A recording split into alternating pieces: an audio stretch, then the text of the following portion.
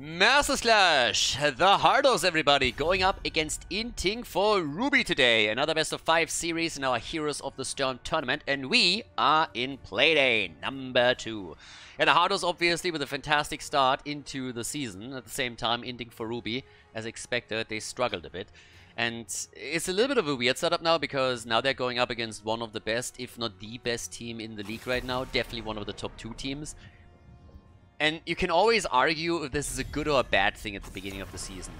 Because on the one hand, you're in a situation, you know, where it doesn't matter if you don't take a map here, if you struggle, if you don't take the series, because you're just, like, practicing. You want to go up against, like, with full strength, against opponents that are a little bit more on your level, where you have a realistic chance of beating them. At the same time, it can be a little bit annoying, you know, if you're, like, just getting your ass kicked 6 days to Sunday by an opponent that is just technically stronger than you. And, of course, looking at the Hardos over here, I mean, they're the clear favorite. We got a team full of ex-HGC players. Oh, by the way, this is another account of Yasu. So Yasu, who in the last couple of weeks played, I already forgot with which account, is now playing on the account Kimiko Nomura.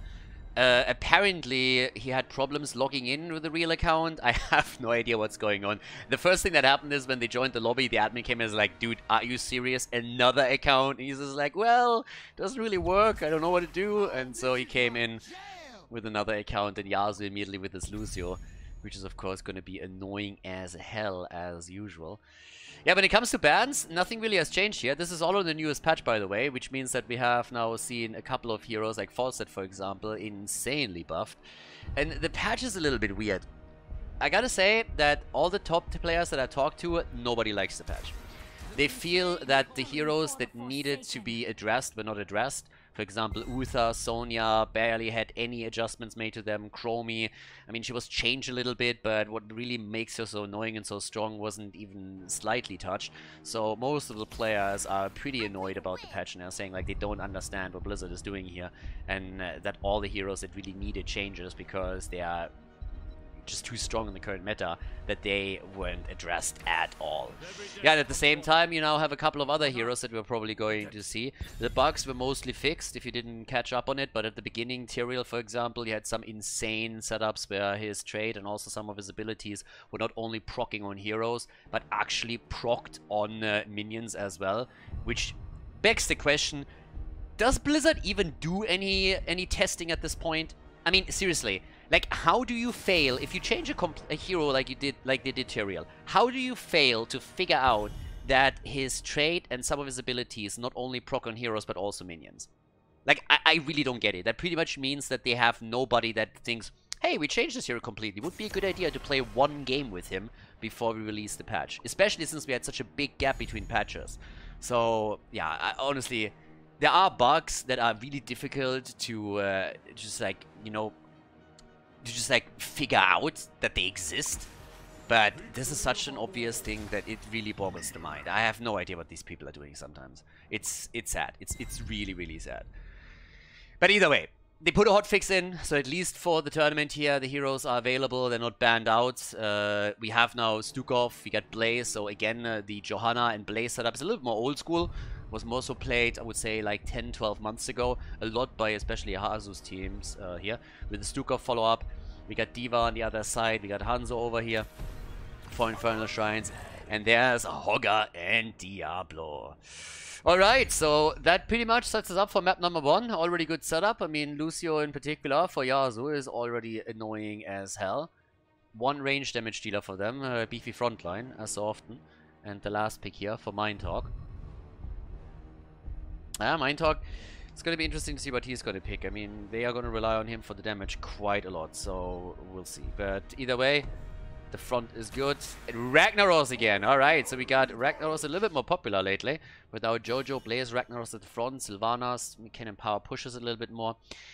I mean, as it stands, guys, we're heading into game number 1. Now, of course, Hardos are the huge favorite here. There's no doubt about that, but maybe Inting for Ruby can do something here. Exploit some weaknesses, surprise them, get a map. We'll see. Either way, let's head straight into game number 1 of the best of 5. Infernal Shrines, game number 1. Let's get the show on the road. The Hardos against Inting for Ruby.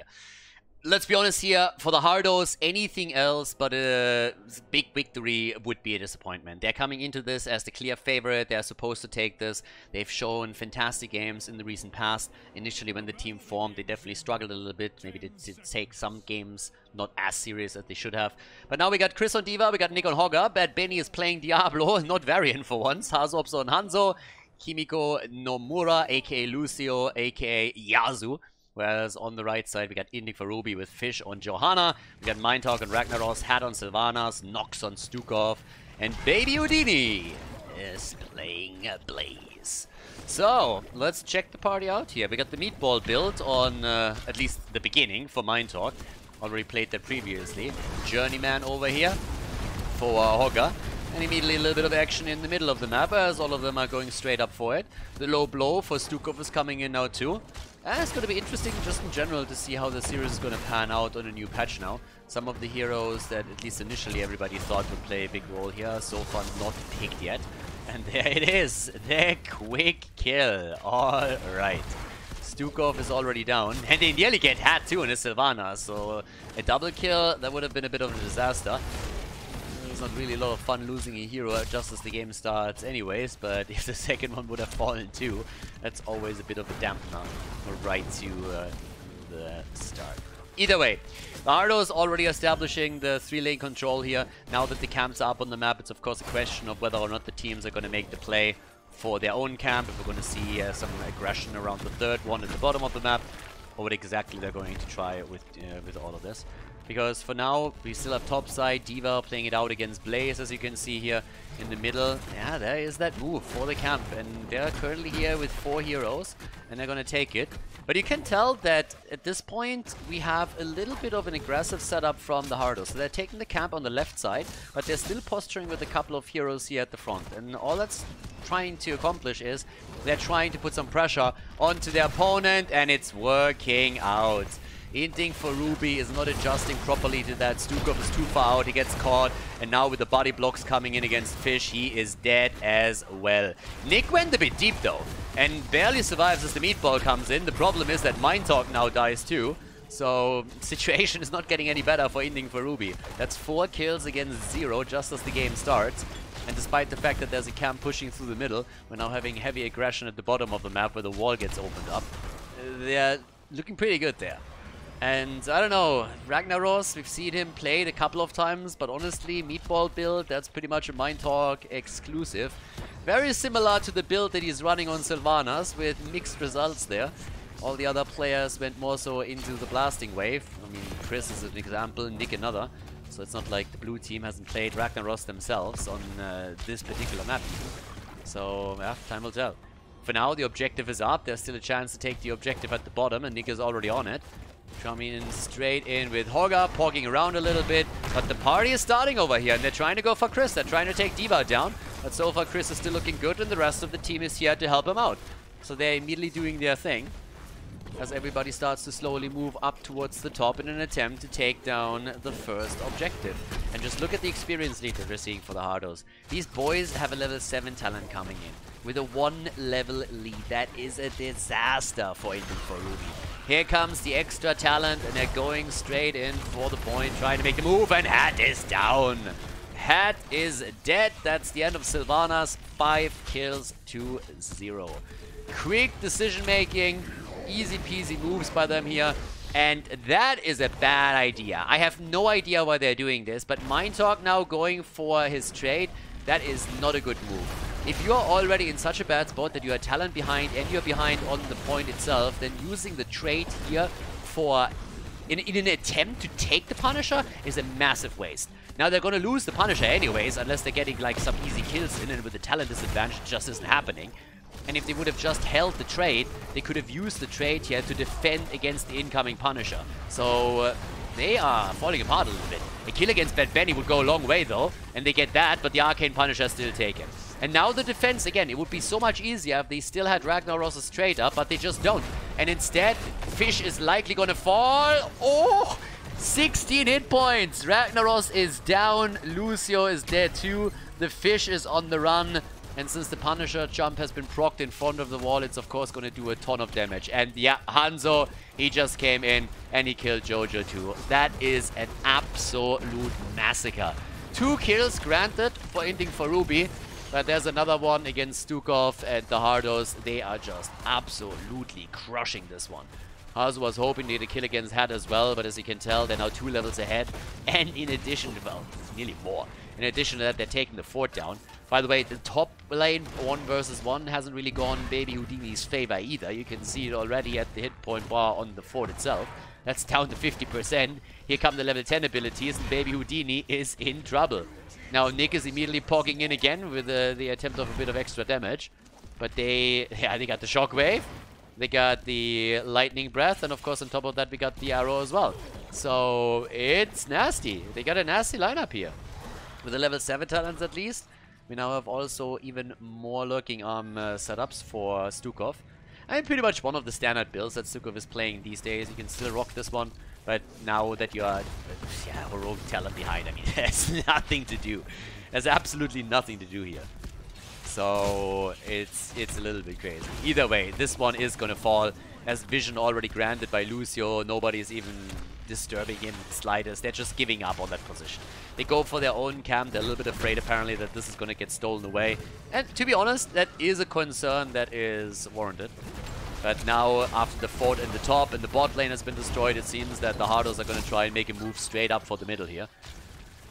Yeah, and that is a bit problematic. 8 kills to 2, and this is getting real nasty here. I mean, I'm repeating myself here, but obviously the Hardos are expected to do well, but they are just crushing right now. The Shockwave coming in. What a beautiful combo. What a beautiful combo here. Shockwave, Arrow, Lightning Breath, all of it coming together, and it gives them the kill. The fish gets attacked too. Blessed Shield, well, stops him for a second. Lucio at least is down, but let's take another look at that kill, because that thing was beautiful. Check this one out. The Arrow comes in, then the boop back, Shockwave, and the Lightning Breath, and that's a double kill against Stukov and Blaze. Real nicely done. 10 kills against 3 now, and with all the forts gone, the advantage, of course, is enormous that we're seeing for the Hardos now. Here we get the 64 stacks for Bad Benny, so he's getting his hit points slowly back. The meatball build is continued on level 7. Now we got Sulfuras, of course, in with the level 10 abilities for Ending for Ruby. But the meatball quest is nearly completed. So it's pretty much the Swedish chef setup for Ragnaros. He needs a new skin. He honestly needs a new skin on this one. But, well, either way, now as all of this is coming through, we're gonna have our little attack right here. Hello, sir. The camp is taken. Can they maybe get a kill against Nick? I don't think so, especially since the Arrow is coming in. Connecting with Rak, and Rak gets wrecked, and that's the end of that. All right. The insect is down. A little firefly over here. Yeah, and there they go for Baby Houdini. I should stop talking about fireflies. Every single time I do that, it makes me sad a little bit because they cancel that awesome show. I'm never gonna forgive them for that. Right. Nox. You can run, you can't hide, baby. Yeah, he's kind of giving up on this one. Lucio with the kill. Now there's another one against Jojo in the middle. They're just cleaning house, everybody. Ooh. 13 talents are ready for them. The shrine is active. The Hardos are sitting there like, guys, we can't keep up. There's so much stuff to do. There's heroes to kill, lanes to push, objectives to take, camps to steal, and even some structures to annihilate. Like, we don't even know what to do first. So they're just pretty much splitting the team. They have a couple of them pushing the lanes out. The rest of them has started to move over onto the objective, trying to take that here. And yeah, 31,000 damage on Hanzo. They're just absolutely dominant at this point. Now, since there is still a talent advantage for the team in blue, all they need to do is play this slow and safe. They already have 32 stacks towards the next objective, so there's very little that can happen at this point. And yep, here we have it. The attempt to at least take one objective, but I don't really think that's gonna happen, because here's the explosion. The zoning is happening already as we speak. The arrow, and that's a problem for Mindhawk. Ragnaros is dead again, and it seems like he's not gonna be the only one here, is he now? Yeah, objective is taken too, but they're going for the quick kill against Stukov, and the rest of the team is also in trouble. First they're going for Hat, and that's the end of Sylvanas. Blaze falls. Yeah, it's a slaughter. It's an absolute slaughter. 5-man team, white baby. The Hardos coming in with brute force into this best of 5, and they are absolutely murdering the opposition. Yeah, we're just 9 minutes and 40 seconds in. The top lane is getting pressured with Camp and Catapult. In the middle, they just took the keep down, and now they're making a play straight up for the core, saying, alright guys, let's end this right here. Let's just not waste any more time. Take game number 1. The core down to 60, down to 50%, and they're making the play for it. 16 talents. They have a double talent advantage right now, and it just shows. That's game number 1. The Hardos taking the lead against Inting for Ruby after a victory on Infernal Shrines. GG, and well played. Before we head into game number 2, make sure that you subscribe to the channel if you haven't done it yet so you don't miss out on any future content here on Khaldor TV.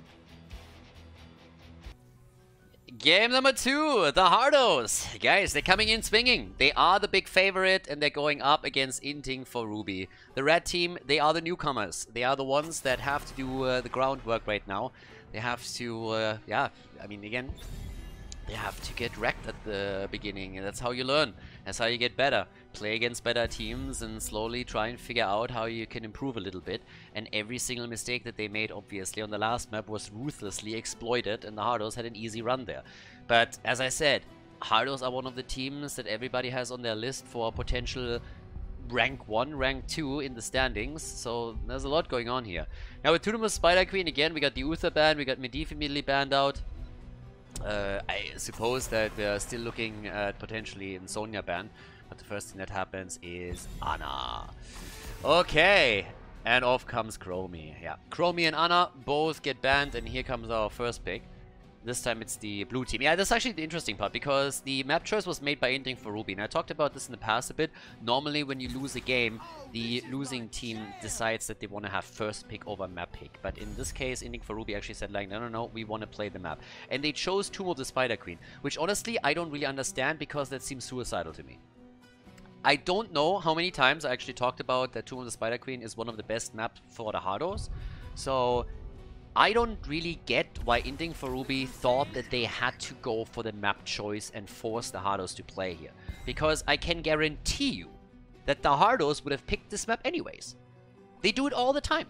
Game number 2 with the Hardos is usually either Towers of Doom, but in 90% of the games it's Tomb of the Spider Queen, because the Hardos just are insanely strong here. So I don't really know why Inting for Ruby comes in and says, like, you know what, it's a great idea, let's give up our first pick, first ban, and instead just pick the map choice. And then they pick the map that the Hardos enjoy the most. That's a little bit weird. It's so strange to me.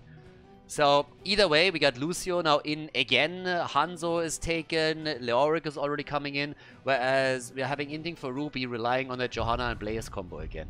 And again, it's a little bit more old school. Johanna and Blaze is awesome because you have a lot of layers of defense. You have like a really beefy front line. There's a lot of good like reasons for all of this to pick that.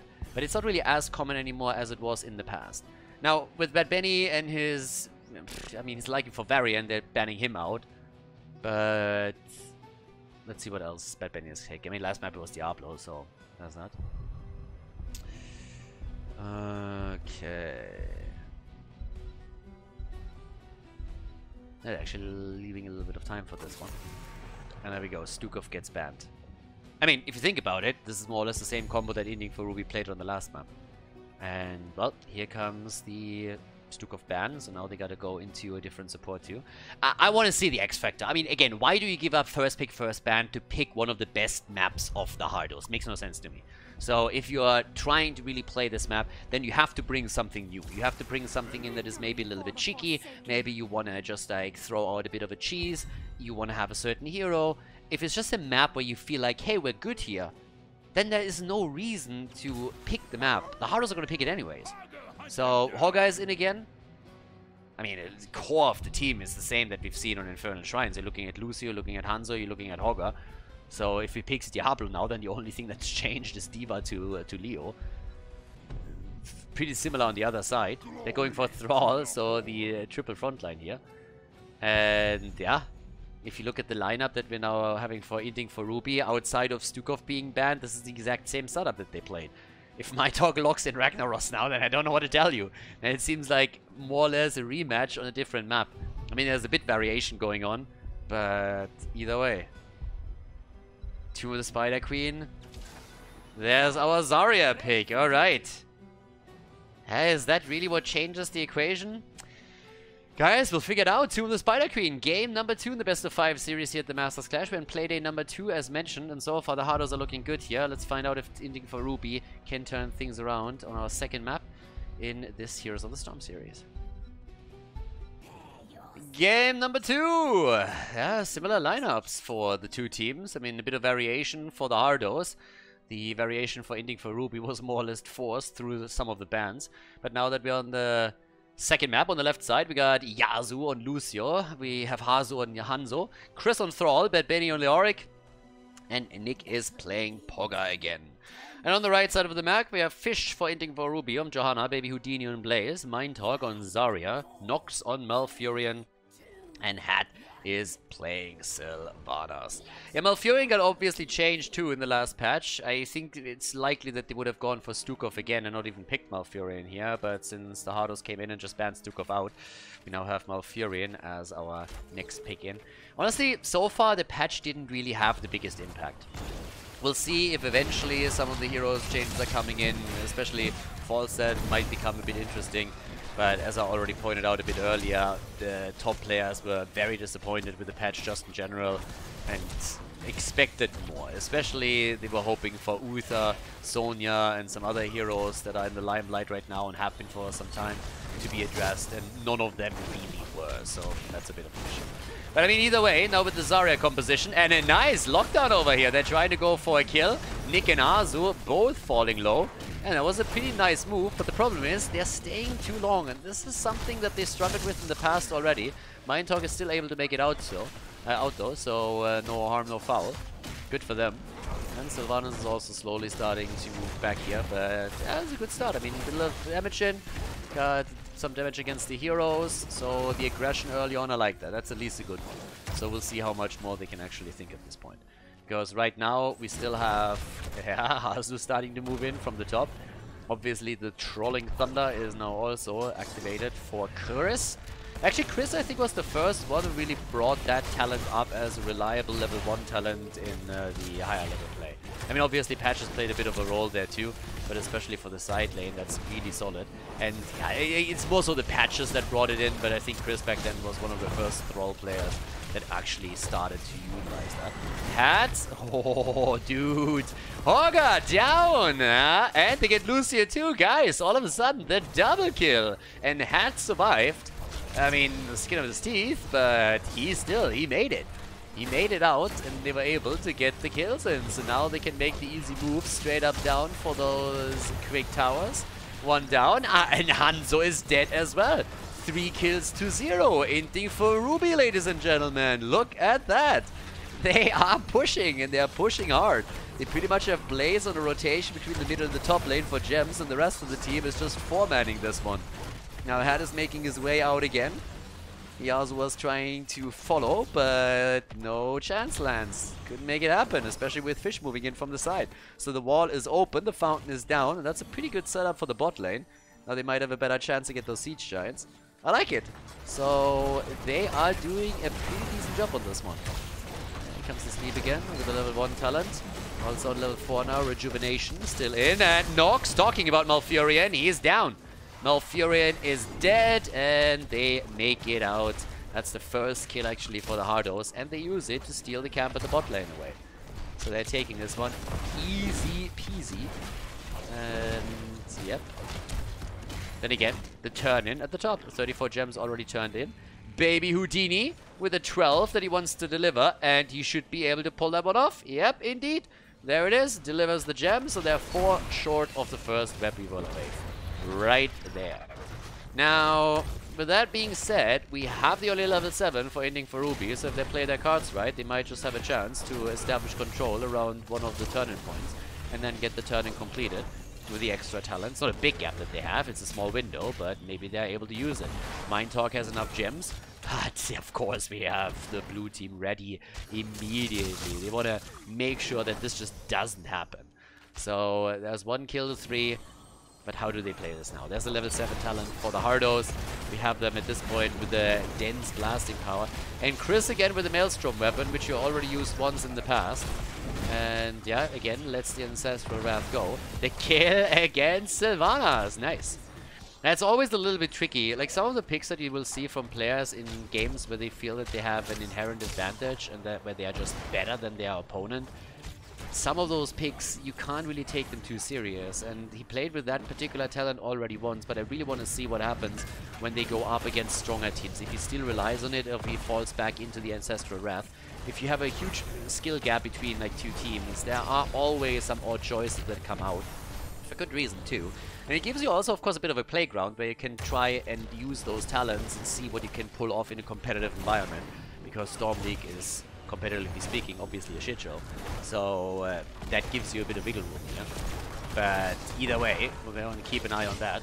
If you can work in a lot of auto attacks, that might really help you, but you're losing some of that nuke that Ancestral Wrath gives you and the self-sustain that usually comes with it. So down here, they're pushing again hard, but Nox is down. Yeah, Lucio came in and helped out here, and it seems like that Web Weaver wave just doesn't do a whole lot. And with a mace to the face, it's the end of Johanna as bam, immediately dead. That objective did jack shit, boys. That did nothing. Absolutely nothing. So that is pretty bad news, because now we have an advantage in experience for the Hardos. It was a huge commitment that Inting for Ruby made here. It didn't give them anything. And at the same time, now that the level 10 is kicking in, they are also trying to turn in. And if that comes together, then they are pushing with the level 10 advantage. And that is kind of nuts. Level 10 plus Web Weavers, if they now get a kill too, oh, that would be the worst case scenario. But at least they're saving baby Houdini. He is a bit low, and he doesn't seem to have the cooldown on his fountain either. So that's bad news. Now we got the Shockwave, we got Sundering, and yep, it is getting a little bit rough. There's the level 10, Web Weavers are down, half a level. And they can make the play. Blaze at the top is gone, and that is Gems lost, as you can see. Yeah, they're in trouble. They're in real trouble now. Not only at the top lane, you look over towards the mid lane and it's a similar situation. The Arrow, on the other hand, yeah, that one is going far and wide, but the push in the middle is still going strong, and they are going to lose a lot here. I mean, it's a 4-man defense in the middle of the map and they're losing ground, whereas the Web Weavers at the top and at the bot lane are still pushing. There's already the jump out by Fish, who went straight into the Falling Sword here. A Falling Sword against this lineup is also not what you usually see. I mean, it's a talent that gets picked, and it gets picked quite regularly if you're up against, especially supports that don't have escapes. Ana comes to mind, but in this case, it's more of an escape tool than an engage tool, and doesn't really help you a lot. So Jojo is down, at least they got the counter kill against Thrall, but as all of this happens, the bot lane is getting massacred by the Web Weavers. The objective is pushing in to take the first fort, and at the top lane and in the mid lane, not only have the walls and the fountain fallen, but also the forts themselves have taken a ton of damage. So the situation doesn't get any better here. Had is moving away. Nick came in again with the 26 gems. They have an easy second turn, of course, too. So that's another one. But Nick, 80 hit points, calculated. And Hazel's also jumping out with very little left. Oh! Yeah, now you need the Blessed Shield as a follow-up. No, he doesn't. He doesn't. He has the engage. He has the speed advantage. So he comes in, takes the kill on Hazu. The gems get recovered, and as mentioned, they nearly have another turn in. They're 1 gem short of a second Web Weaver wave. Talking about being short, they're short some hit points. That's a quick kill. Hoga comes in with a wave. That's Sylvanas eliminated. Nick is trying to come in. Could try and block the path here too. But I guess the rest of them is going to survive. It seems that if anyone, then Yasuo has maybe a problem here. But they got the gems now, and they got Blaze. They got everything that they want. And of course, that is another turn-in opportunity that they now have to... Yeah, on an experience level, they not only have taken a talent advantage, but they're still more than a level ahead, so things are looking just absolutely fantastic for them. Top side, Bad Benny is pushing this one out, is going into even more drain. Now we have the Grace of Air as well. And of course, at this point, you can pretty much pick whatever you want. They're stealing the camp away too. So they're not only going for a turn, and they're saying, guys, we got a talent advantage. Let's take the camp, let's take everything. Let's take their lunch money and their girlfriend. Everything is ours. They can't do anything about it. And, well, yep, there we go. There's the arrow. Can they follow up on this? Ooh, the camp gets taken, by the way, by the red team. They stole it. Nice. Yeah, Inting for Ruby came in. You might steal our girlfriends. You're not gonna steal our bruiser camp. That is not happening. Yeah, but it's party time. That camp is doing some moves, but down here, another root against Blaze, and he's dead. Now Jojo's still jumping through here. She's coming in for another slow. Oh, Yasu, and there's the kill. There's the double kill. Chris is dead too. They're losing some gems. Most of them are recovered. The base to the face. The double kill on Zarya and Sylvanas. Hawker is dead, and Azu with 50 gems is now trying to get out here. They got 83 gems in their hands. Hazu is pretty much a solo turn-in. Bad Benny, good drain. He needs to ghost out though. Well, this is going to be a bit of a problem. But yeah, they're getting away. In the meantime, the camp is actually doing work. That camp is doing some serious work over here. 12 kills to 8. Yeah, you can say what you want. It doesn't really look too good for anything for Ruby. But at the same time, they are able to at least get kills. So, yep, that's happening. 31,000 damage for Zarya. Ahead of Sylvanas here. But it's Horga with a 51,000. That really puts the numbers on the board. Okay, there's the next play, and the kill, nice. Lucio goes down. They take this a little bit too easy maybe. I mean, again, there's no main tank. They play this like Leo main tank setup that we've seen a couple of times. Well, oftentimes then towards level 20 you also get the thingy, the Burning Despair, instead of anything. Also, Bad Benny is doing a pretty poor job on the trade. Hasn't died once yet, so no trade value whatsoever. There's the Entomb. Fish is not impressed and just simply jumps out of it. And then we got the half level until 16 now, which is of course what they're working on. And they're also working on the turn-in. 99 gems! 99 gems. Oh, and a kill against Alfurion. Nice! So, Melf is dead, and here comes another move straight up for Baby Houdini. Even more attacks with the Tempest Fury right now for Thrall. And they're pretty much playing Stormling at this point. The kill count is also justifying that statement. Hazu with the 60 gems, he's turning in.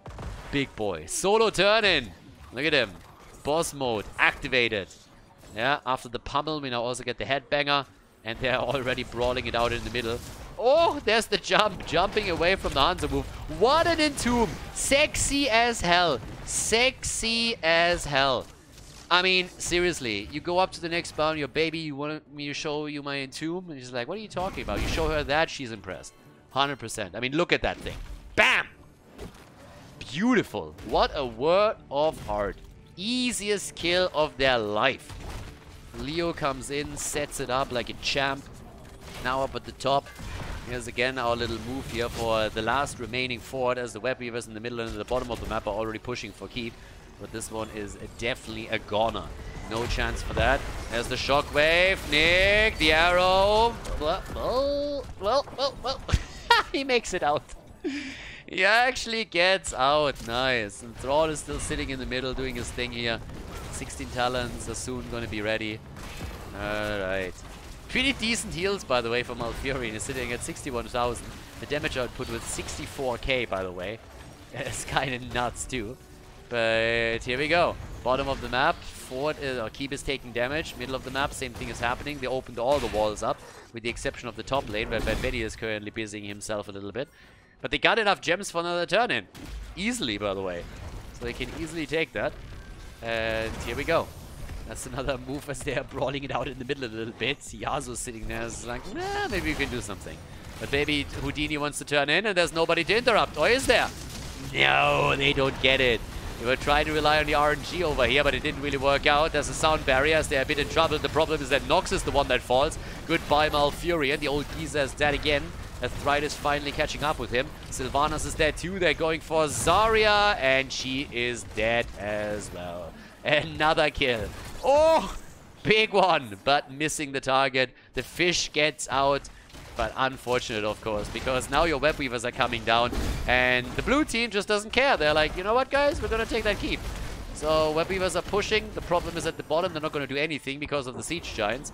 Now the Keeper's fallen, and you guessed it already, the blue team is not satisfied with the keep alone.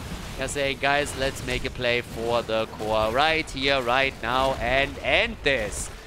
make this a 2-0 lead in the best of 5, and it looks pretty much like that's going to happen. The fort in the middle has fallen, the Web Weavers are doing work, nobody defends against them. Malfurion gets murdered again, and that is going to be game number 2, I suppose. Coming in with the easy action. A little bit more. Can they get it? Not yet. Not yet. They get the keep, though. Keep is down, so is Thrall, and Yasuo is still on the run. But 2 keeps down, and the core at 27%. I'll still call that a win. You suffered a few losses, granted, but I'll still call that a win. 2 forts down, but hey, they're doing well. So, game ain't over yet, but that is still some solid lead that they are running right now. And the Red Web Weavers, yeah, at the top, they're also not going to do too much. But Benny has to be careful that he doesn't get hit by the wave, but outside of that, they're all fine. Really? I mean, fair enough. Trying to go for the boss, okay. Throwing a little bit of a Hail Mary against the level 20 talent on the other side. I mean, to be fair, what else are they supposed to do? If you don't take risks right now, you might as well just leave the game and surrender. So this is more or less the only thing that they can do. Try and throw a Hail Mary. They know they have a 5 versus 3 on the map, 20 or no. This is the best move that they can make. So yeah, solid move. Good choice too. I actually thought that we had like more even numbers in players, but yeah, not the case. There is of course another turn-in, which is a problem, because over here comes the well, potential turn-in. They need another 5 gems. So far nobody has turned those in. They're trying to go for the kill against Hat. Well, where's the Thundering? Already used. Okay, Sound Barrier could also be dropped. Nox! Oh, they're farming Malfurion again. That is death number 6 on Malfurion. They're getting killed. Oh my god, they're killing everyone. 5-man team wipe, everybody. Easy kills, and that is gonna be game. We have 36 kills in this game. More than 2 kills a minute. They're making their way over to the core. The only one that hasn't died, by the way, is the guy that gets trade value whenever he falls. Bad Benny. Yeah, outside of that, that's it. So we got a 2-0 lead for the Hardos over Inting for Ruby in this Heroes of the Storm series. GG and well done.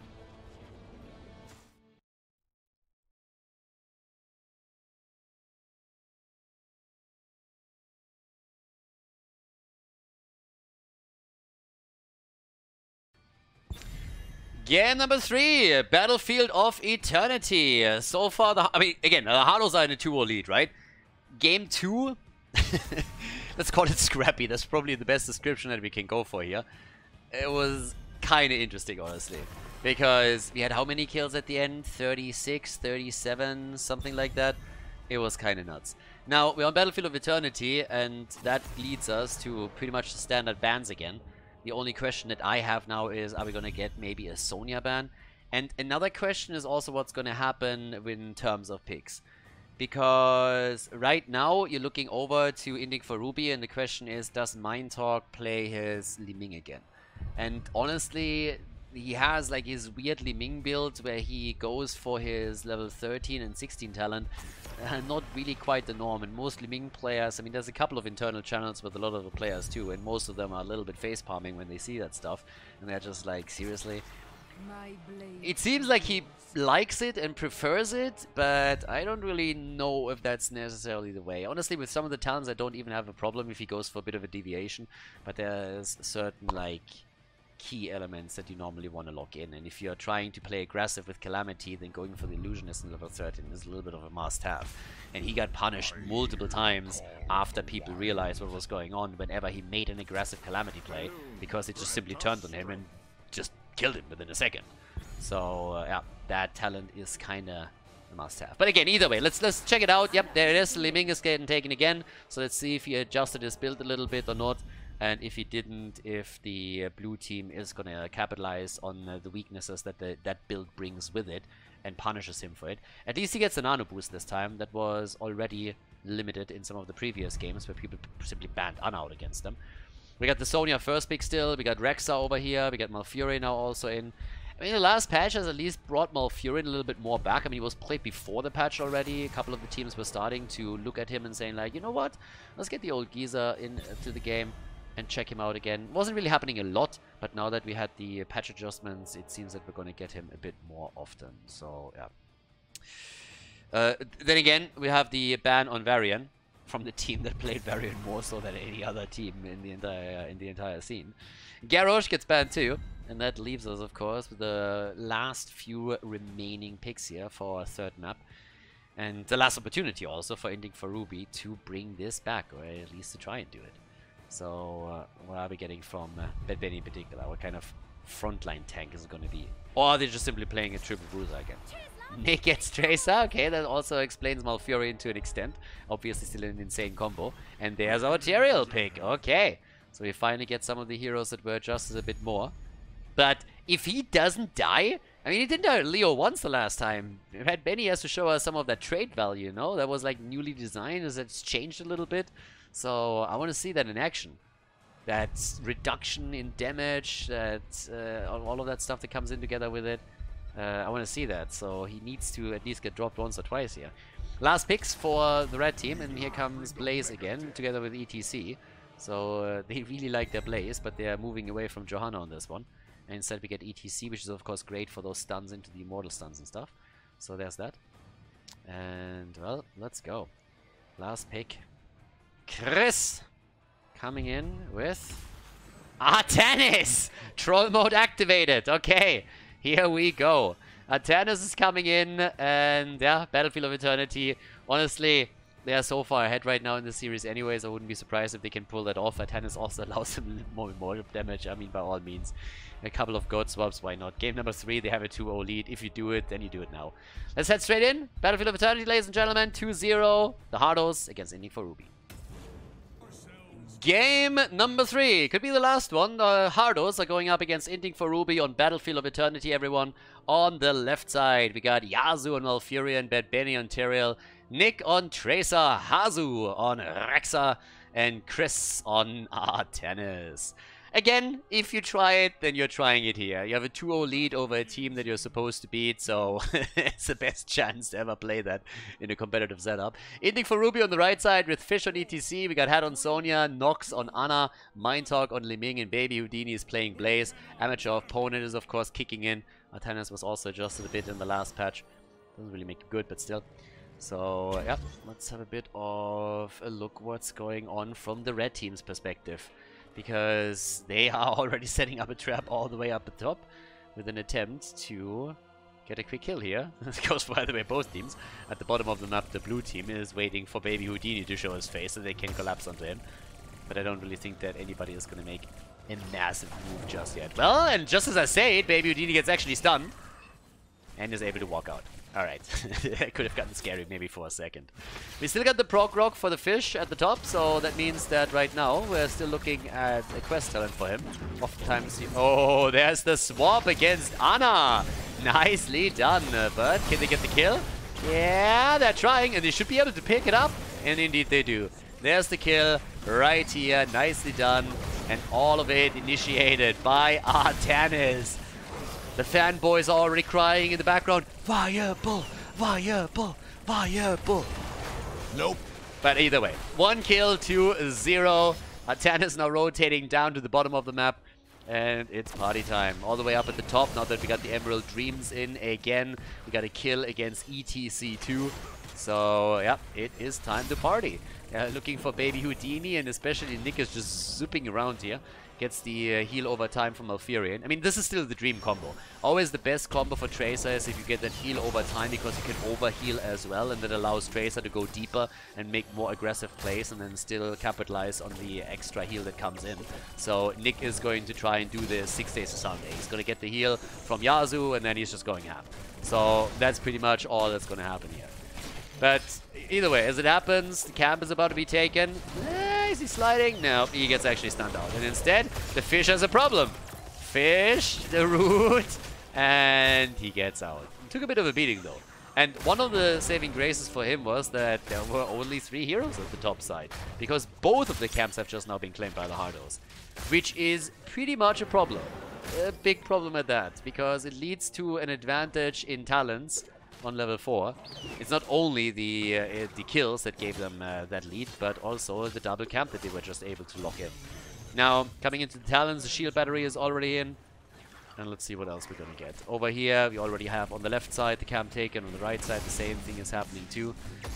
Yeah, it's time to party. So, let's have a little bit of a look on this. We got the Prog Rock coming in with 5 stacks, as I mentioned. Already the Charge Blast, no problem with that. Again, most players would still go for Triumvirate here, but if they want to go for a bit of a missile setup, then by all means. And it is time to rock and roll. Objective number 1 is on the map. And let's go. Bot lane, Artana is currently playing this out against Blaze.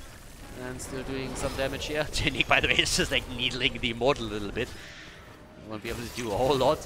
And at the bottom, yeah, now that the camp has been pushed in, Baby Houdini needs to invest some time so that he can de-push that properly.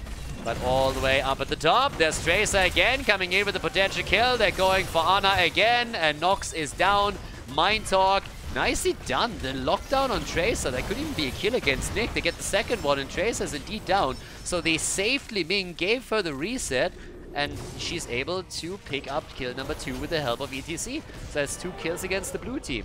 Halftime show still a little bit closer for the Hardos, but that was at least a good move from Inting for Ruby. I like that. Now, they could have backfired horribly if not for that stun against Tracer. If that doesn't come in and Nick is pressured, then I think he picks up multiple kills there. But thanks to the reset on Mind Talk's Li Ming, they were able to put the damage out. So, halftime show still taken by the Hardos, so they still have a lead. But at least the hit points were reduced a little bit by the red team. And of course the party continues, and the level 7 talent is also incredibly close now for the Hardos here. So party time is starting up, and the back, yeah, and again, look at Tracer. Tracer, there's the sleep, there's the slide, and Nick gets popped. Nice. Yeah, there's a lot of tools against him too. If you eat that sleep dart from Nox, they can follow up on this. Now to be fair, there's obviously always the potential that someone counteracts that and gets the damage in against the red team and takes them apart still, but with those quick kills against Tracer, they're setting themselves up for a real good fight. So now they're getting close of winning the first Immortal, but they're still not able to lock it in. It's the blue team that is able to take it, thanks to the amateur opponent on Artanis as the level 1 over here. The level 7 talents are at least ready for both of them. Standard setup, we got the Calamity in. Again, it's most of the level 13 and 16 talent that were a little bit weird for Mind Talk in the last couple of games where he played the hero. But here comes the aggression against the fish, and ETC is able to move out. Yeah, but at the same time, they are starting to drop a bit low here, and the 5-man is now at the bottom of the map. Rexa splitting off as he's going to try to hold the experience all the way up at the top.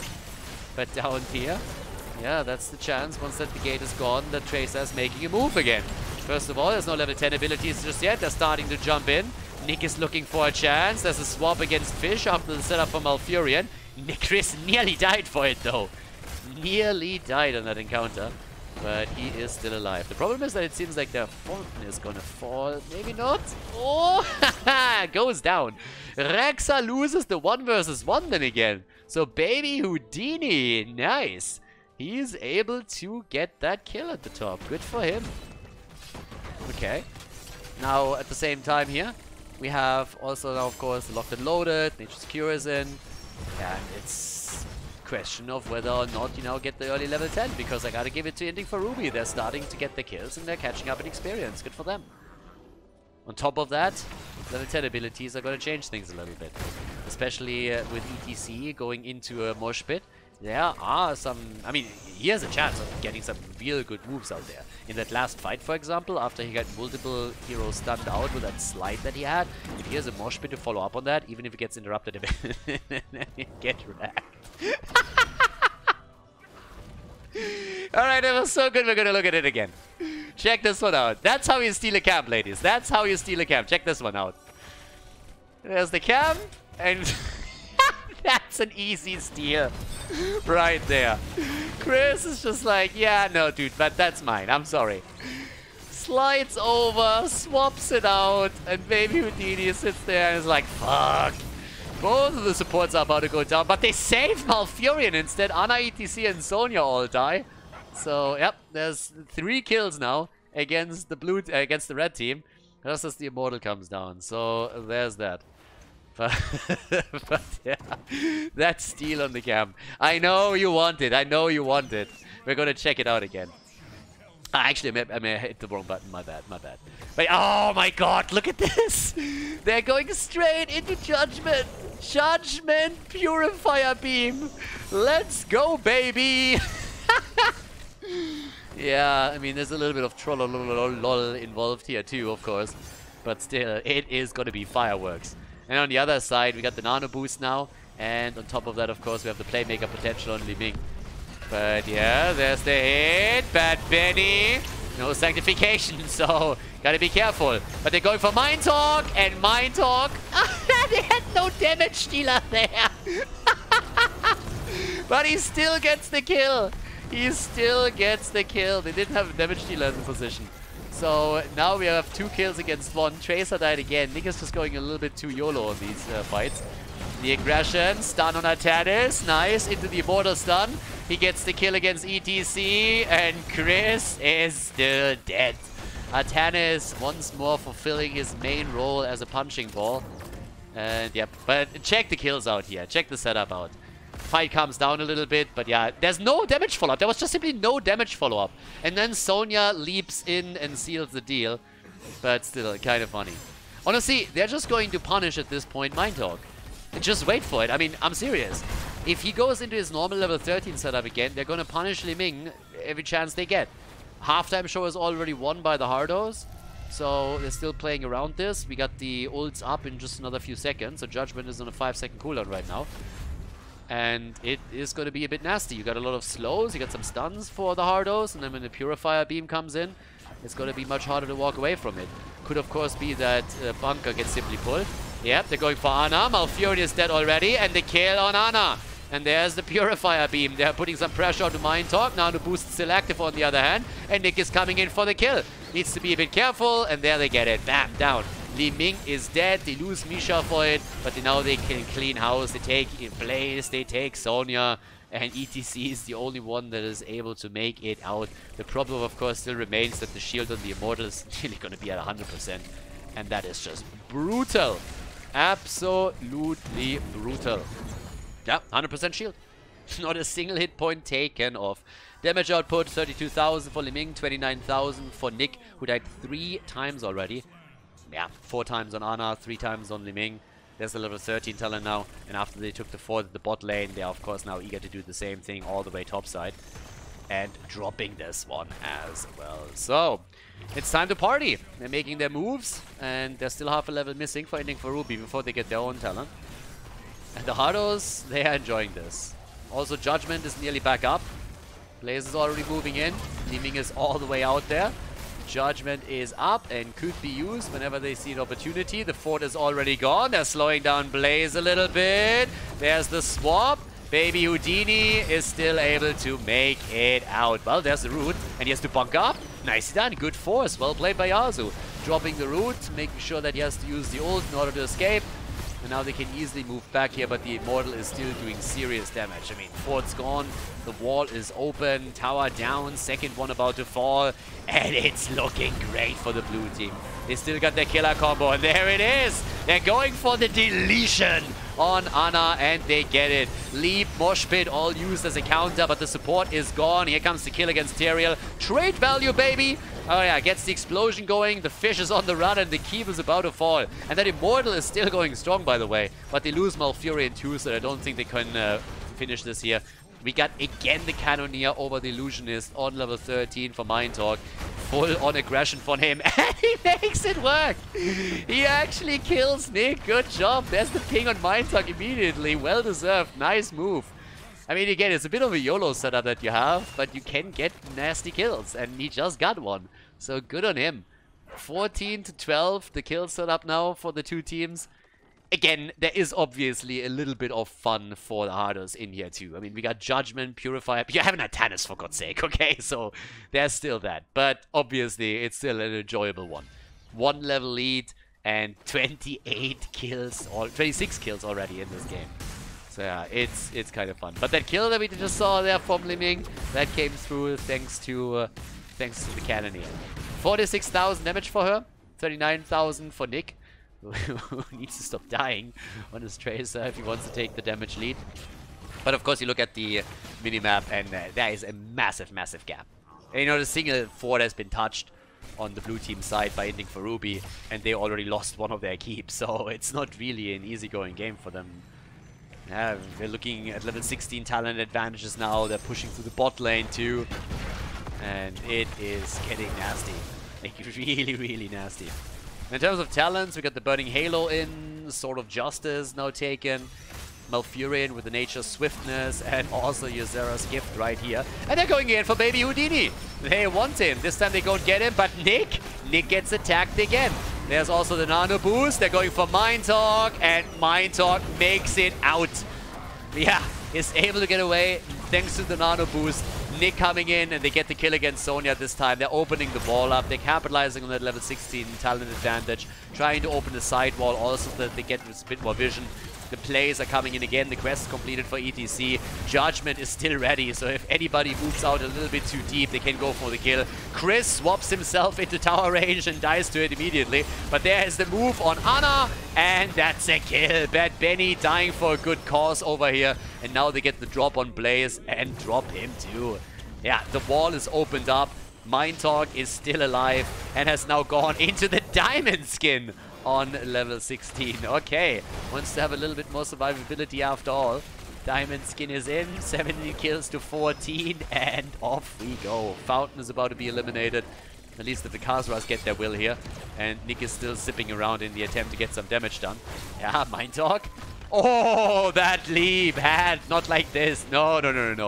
That was a little bit too predictable. Catapults are, by the way, doing work at the top lane. And of course, the Immortal is also up in the meantime. I mean, objectives are still happening.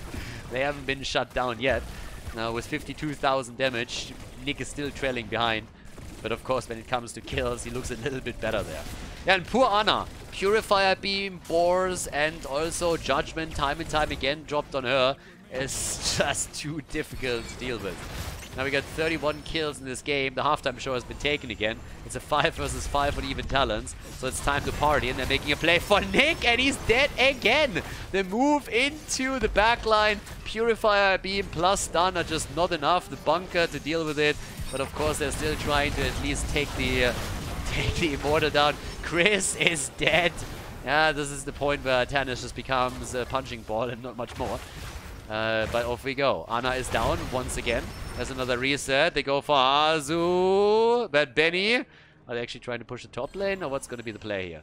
I mean, there's a double catapult already moving in. They're trying to get the first objective of the game, though. Moving in here. I'm not quite sure if they can pull that one off, though. Especially since Hat is already insanely low, so caution is definitely necessary. The core gets attacked. The shield is slowly falling. Down here, the counter-aggression. But it's still a 3 versus 4 on the map.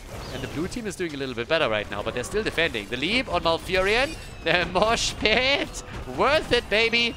Yep, that's a kill. And fish. Oh, he makes it out. The fish is still alive, but here comes Tracer. And Nick wants to clean house. And he gets the kill on Li Ming finally. And this is going to be a death sentence. Down goes Sonya. They go for the Immortal, and Nick is just zipping in, zipping out, going for ETC. He's dead. There's a Purifier Beam. They're dropping everything. We nearly got 40 kills in this game. They're about to take the halftime show. The keep at the bottom of the map, by the way, is falling to the catapults alone. So yeah, that thing has pretty much no hit points left. Here comes the kill on Ana. They're going for Baby Houdini too. And it is just absolutely fantastic. Yeah. As this is a 3-0. I mean, 5-man wipe once again, as you can tell. Now with 23 kills to 18, they're going to make their way over towards the core. I don't even know if the Immortal is ever going to arrive here or not. Because Catapult's already... Well, actually, these ones are probably going to get stopped unless they take the minion wave down. Which nobody does. And, yep, off we go. Chris is coming in again. Nick has his private battle with Mind Talk that he is, by the way, going to lose if he stands there. The leap! Nice! This time he gets it. Targets the recall perfectly. Job well done by Sonya. Atan is dead again. 4th time for him to fall, but the game is over. A 3-0 victory for the Hardos in this best of 5 against Inting for Ruby. Nicely done and well played. GG.